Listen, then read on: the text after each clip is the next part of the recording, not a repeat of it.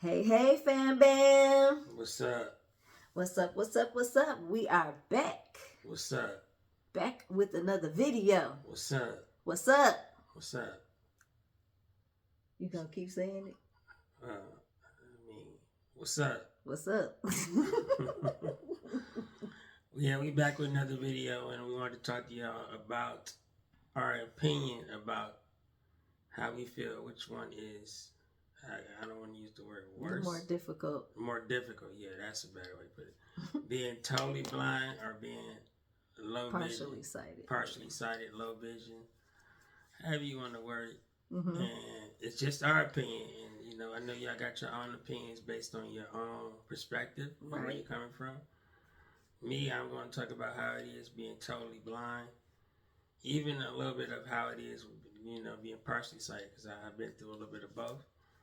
Mm-hmm.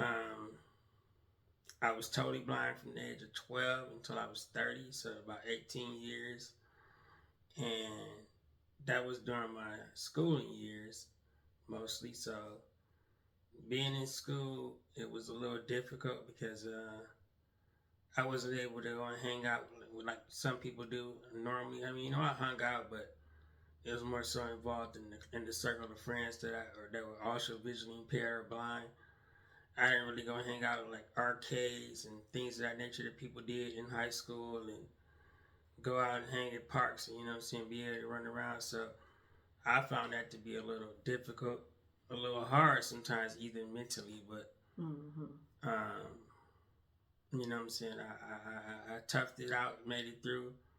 You know what I'm saying? I had a great life, but there was parts that I was liking, like being able to go out to the mall and see a girl at the mall and just want to go talk to her because I think she's cute. I feel like that's one of the things that I missed out on, you know what I'm saying, because I couldn't see.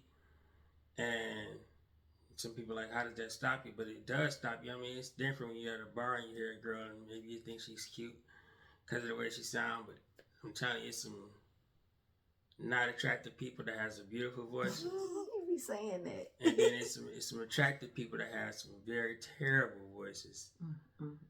I mean, I know this personally because after, like I said, I had my sight from the time I was 12 until I was 30. After I was 30, I got my sight back, and I had it for like 11 years.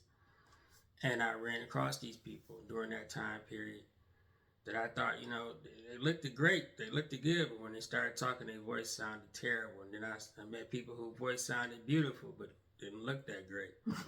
Dang. And, you know what I'm saying? I'm not going to call nobody ugly because I don't want nobody calling me ugly. They just wasn't your type. It just wasn't my attraction, my type, you know what I'm saying? But as far as life, you know what I'm saying, I wasn't able to drive like other teenagers, you know what I'm saying, they get their license. And I feel like that's another thing I missed out on. And I do feel like it's like a mental thing. So this is more so geared to people who are going through this, you know what I'm saying. It is a mental challenge that you have to get over as far as not being able to do certain things in life. And it's hard, don't get me wrong. Like, I hate to say it, this day and age is one of the best day and ages to be blind or visually impaired because they have so much more technology that's assisting you in being blind and assisting you to see the world and even experience the world versus when I was younger, they didn't have those technologies and they didn't have those things to help you see the world and understand the world. Heck, they didn't even have descriptive video for a long time, and when they did, it was just on some old whack, crazy, low-key, like documentary type videos. Yeah. So, I think now, and I say it to people who's seeing this now, who's visually impaired or blind. This is one of the best times in life because technology has started to catch up to help you see the world, help you experience the world, even help you navigate through the world. And so, being blind, I think, was pretty harsh. And then the 10 years or 11 years where I had some sight, it wasn't like 20/20 vision. It still had a limitation on what I could see and where I could see, how far I could see. Like during the time when I could see during 10 years at night, I still couldn't go outside at night because at nighttime it was pretty much, I couldn't see that far at night. I couldn't see that well at night. I could see lights, but I couldn't really in a dark environment, it's like can't nobody see perfectly in the dark. Let me say that first of all. Yeah. Even more so when you have visual impairment, like what I'm saying. Like I said, it wasn't 2020, so it wasn't perfect vision, but it was able for me to navigate. What I'm saying, during the daytime and see myself around. What I'm saying, and read some things depending on the print size or whatever the case may be. But being visually impaired is just hard. Period. Whether you're blind or low vision, in my opinion, it's all about your mental state, and that's why I want to encourage people to keep their spirits up. You know what I'm saying? To keep trying, to keep shooting, because to me, like I said, I've been on both sides of being totally blind and having low vision. My nose keep itching, but it's hard. You know what I'm saying? It's definitely it's hard both ways for you. Yeah, it was hard both ways for me, in my opinion. But you've been low vision most of your life, so how was it for you? Like, yeah, but wait, you was able to see on our wedding, right? You was able to see me, like, yeah, I could see during that time. Yeah, I could see during that time. So like, he knows what I look like and everything. So I had that's my one sight of the great until things. I was 30 until I was 41. I'll be 43 in June. We got married. I think I lost my sight in 2022 in January. No, 2023 in January 2023 is when I lost my sight. Oh, okay. Because, it was like January 2023 when I lost my sight again. So, and we got married in 2021. Yeah, that's right. So, I was able to see, I was able to, navigate myself and do all that. Like I said, I was able, she said, I was able to see her. I was able to see our wedding pictures. I was able to participate in all those things and help with that. He saw me on our wedding day. I'm so happy that he got that experience. Oh, my gosh. He saw how good looking I was looking good too, y'all. Oh at the my pictures. gosh. I was fine. Somebody feeling this out. But anyways, but yeah, so now I what I'm saying, I can only see light in the shadow, right, because of the scarring that has occurred on my retina.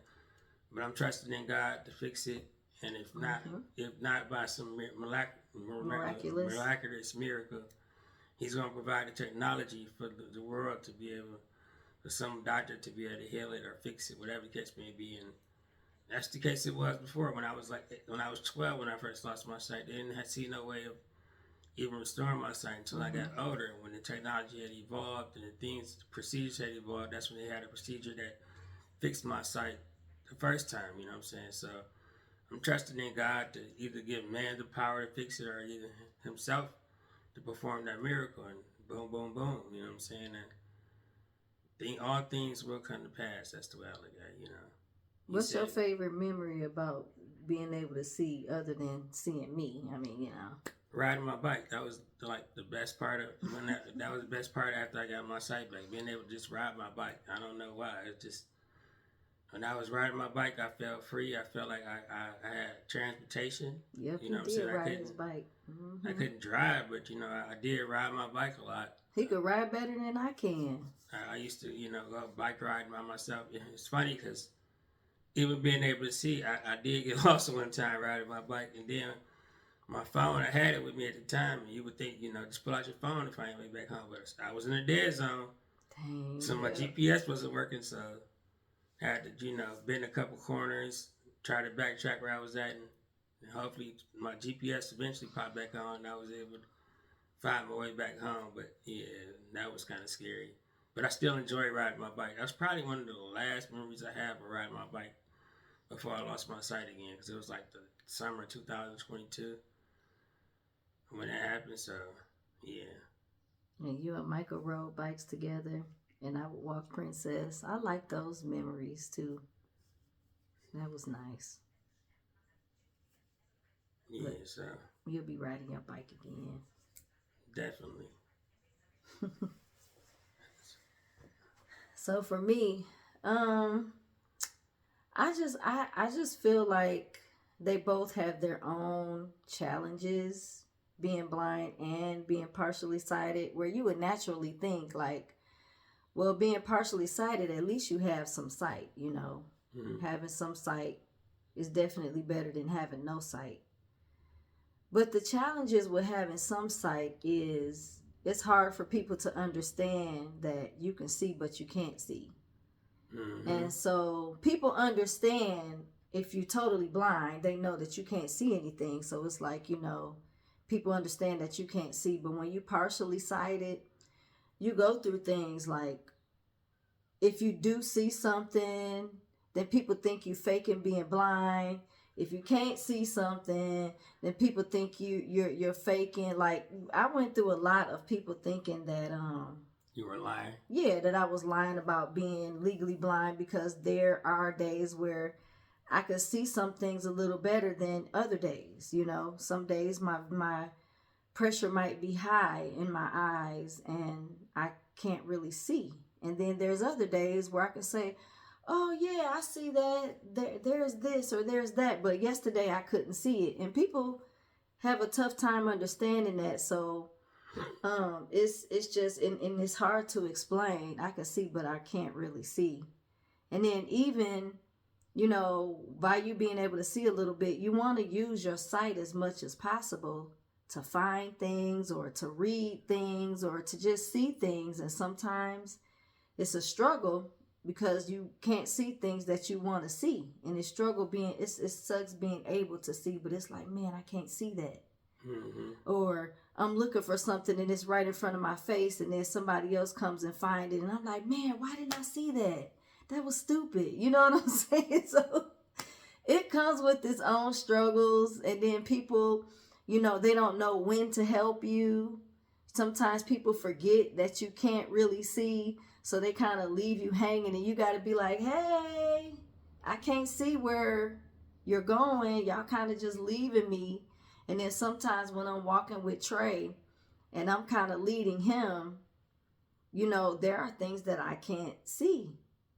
And if we're walking with somebody else, then it's like I have to remind them, hey, we need some help, because they think that they can depend on me to see for both of us. And it's really tough, especially since my vision has become a little bit less over the past few months or over the past year. And so I'm not able to lead Trey like, as much as I used to. So it's kind of a struggle when it's just us two together and we're trying to figure something out. And I'm the one with the eyes, but I still can't see it. And I'm like, man, Trey, I don't know. I don't know what that says. I don't know. I don't know where the door is, And then now I feel like, oh man, I can't even help us. So it's a real struggle, and there's a lot of things that I can see other people doing, but I can't do it myself because I can't see well enough to do it. Mm-hmm. Like if I could see people playing basketball, I can see them, I can see what they're doing, but don't throw a ball at me thinking I'm going to see it and catch it and be able to, I can't do that. So it's tough being able to see other people do things that I want to do, but my vision doesn't allow me to do it. But I can understand how it can be tough being totally blind as well and not even knowing what it looks like for people to do the things that I can see them doing. So I'm thankful for the sight that I do have. I'm thankful. But sometimes I just feel like it fails me a lot. And, I be trying to figure out how to make the sight that I have work for me because it's tough. Like my husband, he uses like the talk speech or whatever to do things. And sometimes I can't see stuff on my phone and I feel like I need it. But at the same time, my brain won't allow my eyes to not work. You know what I'm saying? Mm-hmm. So if I turn the text to speech if I turn the speech on and I want to use it, it's hard for me because I can see what's on the screen. I just might not be able to read it. And so because of the sight that I have, it gets in the way of me being able to use the speech.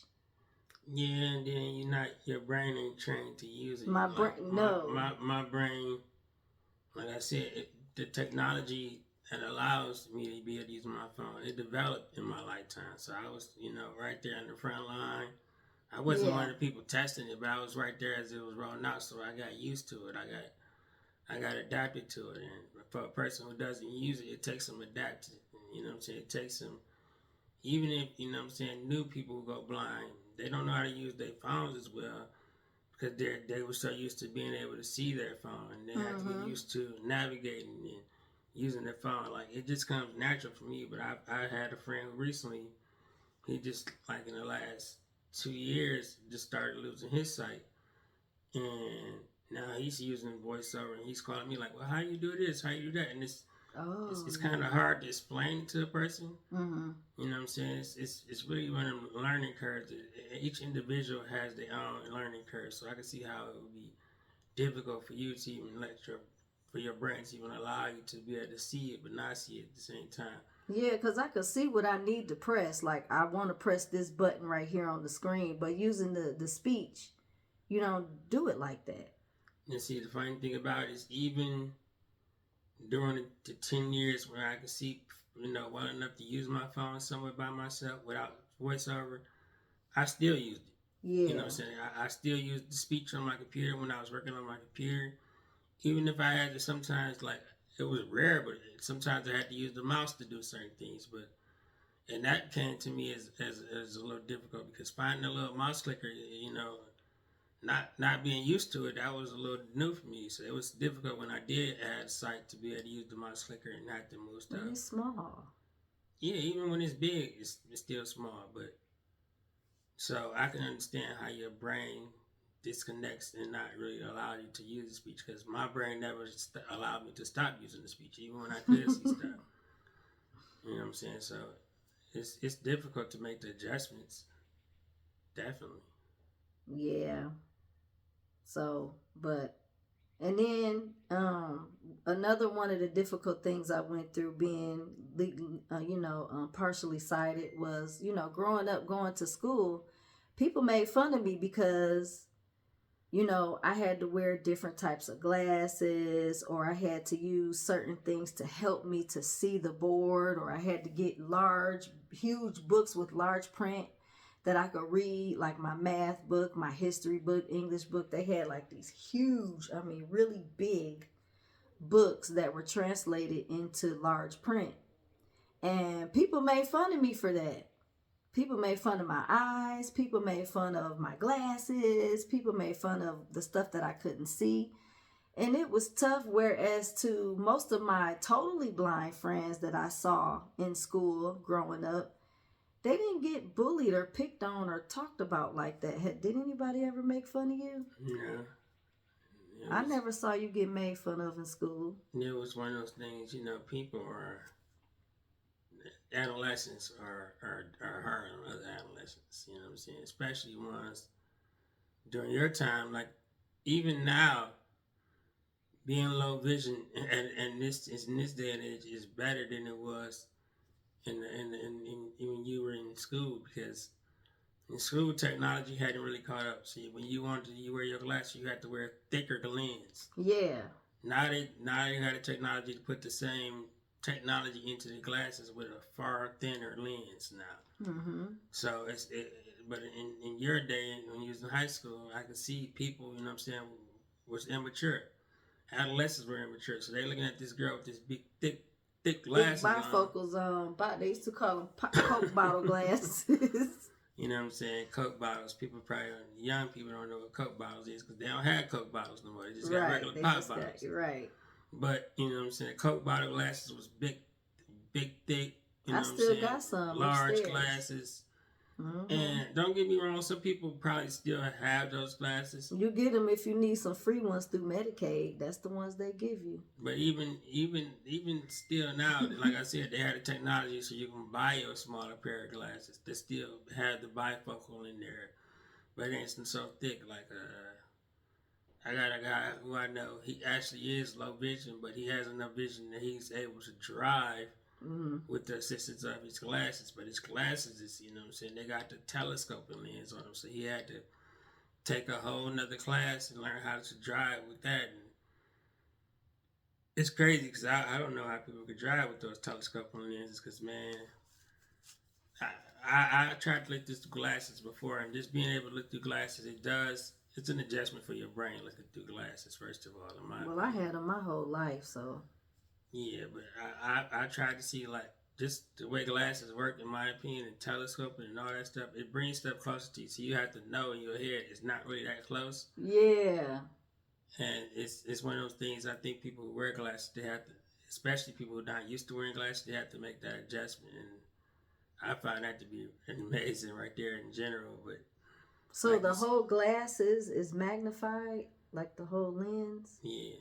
Because I had glasses that they had a telescope on it, but the whole glasses was not magnified. I had my bifocal at the bottom for me to read, books or papers or whatever. And then I had a telescope, like kind of in the middle and at the top of the glasses, where if I needed to read the board or read something Well, I don't far exactly away. know how it is. I just know he said he has to People use made fun of me telescopic because of that. glasses. I just know he said he has to use telescopic glasses. So I don't That really might be it, though. I mean, the way you explained it before, because times have changed. Them glasses used to be heavy. Yeah, so. And then people used to get made fun of back in the early 90s and 80s anyway for wearing glasses. They used to call people four eyes and all of that. You didn't have to be legally blind. And now People glasses just made is cool. fun. People Now buy glasses are cool. They buy glasses just to wear them and Yep. not even need Don't glasses. even They need look like glasses prescription. that they're clear glasses just with a nice frame. They wear them just They because. don't have no prescription. They're just like a part of their outfit or something for the day, or a part of their attire. It's so weird how times change, but it is. That's the way the world goes. You know what I'm saying? It's and I feel bad for we got this older guy who's in the International Blind Cafe, and he just turned 77. I'm like, man, Oh wow. I can't imagine how it was Ooh, when he was younger. Like, he was always blind? Yeah, he has like low vision. Okay. He's not totally blind, but he has the way you describe your vision. He can see things sometimes. Sometimes he can't. Sometimes he has to use magnifiers. But he and then he grew up in the South at that, so it was Oh man. It's not. He's not African American, but he still had a hard time just being. He was part of everything. He was a part of the whole. Just being visually impaired, growing up in the South, and then plus, he was a foster kid. You know what I'm saying? At that. There we go. That was me. So he had to deal with the struggles of all that in life, and he pushed through and made a success out of his life. I will say that much, but yeah, it's tough. It was tough going through that and being in foster care. That was tough. I could imagine it was. So I'm sure he got stories too. I can imagine it was. So, but for me, I have mixed feelings about both. I don't really, naturally you would think, okay, having some vision is better than having none. I agree. Yeah, because, in the land of the blind, he was the one eye leads it. So in the land of the blind, the person with the low vision still is a leader. Yeah. And that's why when I had my sight during the time when I did have vision, I tried to help my totally blind friends as much as possible. Yeah, he did. He still do, though. You still do, even with no sight, because of your abilities. Like I don't know, your senses might be a little bit stronger. I think you got a built-in orientation and mobility kind of thing inside of you. He still be leading his totally blind friends. It's a step coming up right here. I was told when I was younger I had just a natural orientation mobility. Yeah, that's true. I believe that. So yeah, I see him do it all the time. I do get lost, but getting lost is half of the battle. And the other half I feel like you kind of like the adventure. I don't know. That's what it seemed like. Because when you got lost that day and you came back telling me about it, you didn't really show no kind of. I didn't got lost being totally blind going somewhere before, because you get turned around and then I just nothing. I stop. You know what I'm saying? I don't let it panic me. I try to figure out the best way, and yeah. I try to find some way of navigating myself. Like it's just a matter of figuring it out. Like it's gonna be some bumps and bruises along the path, but yeah, I try to figure it out. Yeah, Trey is a very calm blind person. Like me, sometimes I panic. Like, I just had this right here. I don't know why I can't find it. Where is it? What's going on? And I'm getting frustrated with myself and frustrated with the thing that I can't find. And Tremaine just be like, I know I set this right here. Maybe I'm just overlooking it. And me, when I'm looking for something, I be getting mad. Sometimes so I get frustrated, but then that's the times when I be like, nah, it'll show up. You know what I'm saying? It'll show up. He don't get frustrated with being blind, nothing. I be getting mad at my eyes. I be getting mad at everything. Like, man, I hate this. My motto is, it'll show up. You know what I'm saying? So, dang. I'm not finna panic and go all crazy. My motto is, it'll show up eventually. Man, I be panicking because I be like, I'm supposed to be able to see this. Why can't I see it? Why don't I see it? I be getting frustrated. Yeah, my motto is, it'll show up. And that's just what I gotta keep, living by, I guess.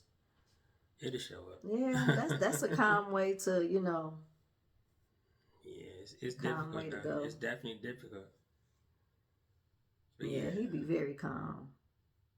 I mean, but that's good though, because at least, if one of us is calm, that's good. Because sometimes I be looking for something and I be getting frustrated and he'll get up and try to help me. A lot of times he end up finding it. And I'd be like, maybe sometimes I just need to close my eyes and use my hands.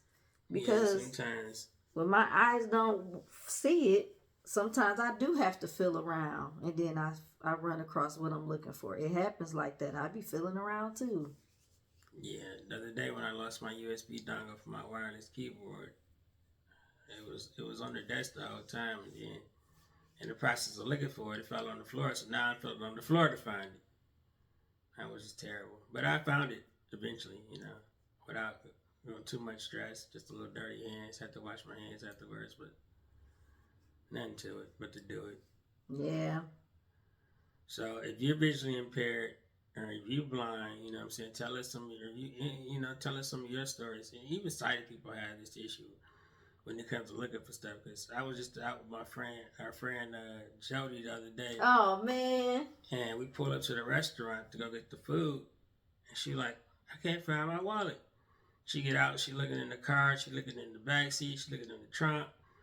And I'm like, I'll just pay for it, you know what I'm saying? Like, we'll look for you a while later on. Maybe you left it back at the house. I was at home waiting. So we got back to the house after we went to pick up the food. And like I said, when we was at the restaurant, she done looked in the trunk, she looked in the back seat, she looked under the seat. I get out, you know what I'm saying? I just like, she like, it had to fail somewhere. So I get out, I look in the back seat, and boom, there go the wallet right there on the back seat on the floor. Like, I'm like, is this it? She's like, yes, I don't know how I didn't see it. So even people with sight, they had issues of looking for stuff. And just take a breath, relax, and if it's, you'll find it. That's what I have to learn to do. You remember that time when Jody couldn't find, she was getting ready to leave and she couldn't find her laptop bag? Yeah, y'all was looking around. And we was looking everywhere. And she thinking somebody probably done stole it out of her car because we looked everywhere. And it's like, it was here. We know it was here. Why can't we find it? Man, we come in the house, Tremaine like, is this your bag right here? It was in the kitchen in one of the chairs, and we looked in the kitchen, but I guess maybe one of the chairs we didn't pull it out because they were up, pushed up under the table. And somehow we missed that bag sitting in the chair, and he found it. That's life. You can't find, somebody else will find. Tremaine, a good blind person to have by your side, man. I'm telling you. So yeah, just let us know y'all stories and anything that you find interesting about, you know what I'm saying. If you got any questions about being blind or low vision, let us know. And let us know, what do you think? Do you think it's more complicated being blind or being low vision? Like, what do you think? I mean, if I had a choice, I would prefer low vision.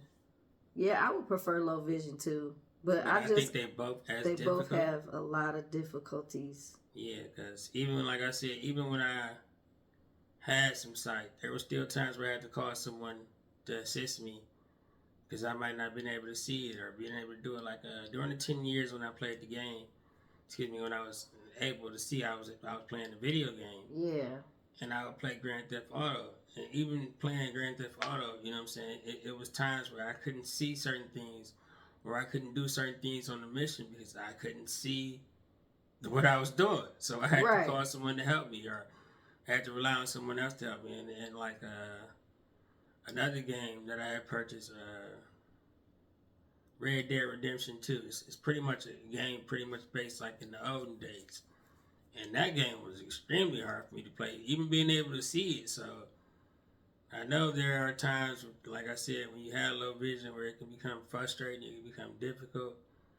There were times when I was using the computer where I couldn't find the mouse pointer or do certain things because I couldn't see that well. Mm-hmm. Even with using my phone as a magnifier, there were still like challenges that I came across. And so Mm-hmm. just encouraging, people to just take a breath and relax, you know what I'm saying? And try to use the resources you got, whether it's people, whether it's technology, whatever the case, because they both are hard, both being blind and visually impaired. One is just a little bit more difficult because you can't see anything, but they both are, in my opinion, things you can overcome if you just take your time and ask for help and look for help. Try to find your resources. Try to use your resources. Too. Yeah, and use your senses. Sometimes don't just rely on, if you're low vision, don't just rely on your eyes. You gotta learn to rely on your feel, you know what I'm saying? Your smell, your touch. And I use my ears a lot, my hands. yeah, my ears was a big thing that I used. Even when I was able to see, I still trusted in my ears more than I trusted in my sight sometimes. That's how I kind of am. Like walking. Like if it's not a big busy street, I can dang near cross the street without even looking to see if a car is coming because I hear it before I can see it. There were times where, like, I found during the time where I was able to see, I found that I wish I could have drove, but I feel like people who drive, man, that's a challenging thing. Man, I feel like it's challenging driving. It's a lot you gotta look at that I feel. Yeah, it's a lot you gotta pay attention to. It's a huge spectrum of things you gotta pay attention to. Yeah. Being able to drive, like. I found it difficult even just to cross the street to look both ways. Yeah. You know what I'm saying? And still trust there was nothing coming from the other way. Exactly. Because there were times where I could see where I looked one way, it was clear, and I looked the other way, it was clear, and then I go to step out, wham, something coming from the way I just looked. Yep. Oh my gosh, that didn't happen to me before. It's just, and then being blind crossing the street, it's like, oh man, don't get up to the street and it's a noisy street, or if it's a windy day. If it's a windy day. Ooh. If it's a windy that's day, when I really have to look. You trying to cross the street as a blind person on a windy day, you might just go back home. That's tough. Because it's super hard to hear a car on a windy day. You don't know if it's a car or if it's the wind. Yeah. So yep. I be going through that today. It's definitely hard. And then don't let it be a big street you cross. Because I've crossed big streets being totally blind. See, I'm afraid to do that. I've got nervous halfway across the street because it's like, oh, am I ever going to get to the other side? So it's definitely crossing big streets. I do have to use my vision. It's definitely challenging being blind crossing a big 8-lane street or a 6-lane street. Man, the best advice I can give you is to cross at the light. Always see if you can find a light. That's what they teach us in orientation and mobility. That's what you're supposed to do even as a sighted person, but but sighted people, we can see, they can see long distances. So if it ain't no car coming. Sometimes you have to know the city a little bit, because sometimes you get to certain crosswalks and they're not straight across. It's like you got a diagonal on this crosswalk. I had streets like that where it's like, oh, you know what I'm saying? I've ended up in oncoming traffic because of the way the cross goes. Yeah, that sucks too, because you don't know. There's nothing there that you can feel with your cane to direct you where this street is going. So sometimes that's the times when if you can, you use your ears sometimes and you try to listen. Jesus. But, echolocation is a real thing. All blind people can't do it. And pretty much most of the blind people who I know don't use echolocation, but I've heard of it being done, but it's rare. Yeah, but if you can't find a traffic light, because every corner don't have a traffic light, and a sighted person can just cross at the corner. Mm-hmm. And there's times where I was going was right across the street from where I was at, but the street was so busy and I didn't trust my vision. I walked the extra half a block or block down to the light and crossed the light and crossed at the light and then walked back to where I was going. And it was just for my safety, I'd rather be safe than sorry, so I take that extra few steps. to cross at the light and then go back. I've done that, crossing like highways and stuff. Not even highways, it's just major streets. Even the major streets, boulevards, and them like streets where they have some streets where the speed limit is like 45, 50 miles an hour on the street. Yeah. You know what I'm saying? And that's not really what I call a highway. That's just a super major street. Like, they had a street in Detroit called Mound. It was like that, but you would think it was like a freeway. And that's a big street. 8 lanes, you know what I'm saying? Yeah. 8 lanes. I don't like crossing 4 on one side, streets. 4 on the other side. And this is the street where people doing 45, 50 miles an hour down the street. And then you got to be careful of the turning traffic, because sometimes they don't watch to see who's crossing. Because when it's a green light, that means the people that's trying to turn can turn too. It's because they're doing exactly what we said. They looking to the left, looking to see can they turn right, and they looking to the left to make sure they can, you know what I'm saying? Because they know nothing coming from the right side, because that's the way you turn it. Right. But they don't know if somebody stepped out in the street right there. Exactly. That's happened to me before. So orientation mobility teaches us to do a sweep with our cane. Sweep with your cane so that this blind person about to step out in the street. They moving their cane, you know. So we got to use our orientation mobility skills. If you have not had orientation mobility and you've lost your vision, I definitely encourage you to reach out. Like, they have what they call the Lighthouse for the Blind. They have different lighthouses across the country in the United States. I'm not sure if you're looking at this somewhere else. I'm sure they have some type of organizations in your country maybe that can help you figure it out and learn how to do that. But here in the United States, they have like the Lighthouse for the Blind. They have the NFB, the AFB. I think I'm saying it right, American Federation for the Blind. Oh, okay. I think that's what it's called. But yeah, just try to find your resources and then ask somebody, can they help you get orientation mobility? Yeah, you know that's vitally important if you want to be independent, which you should still want to be independent.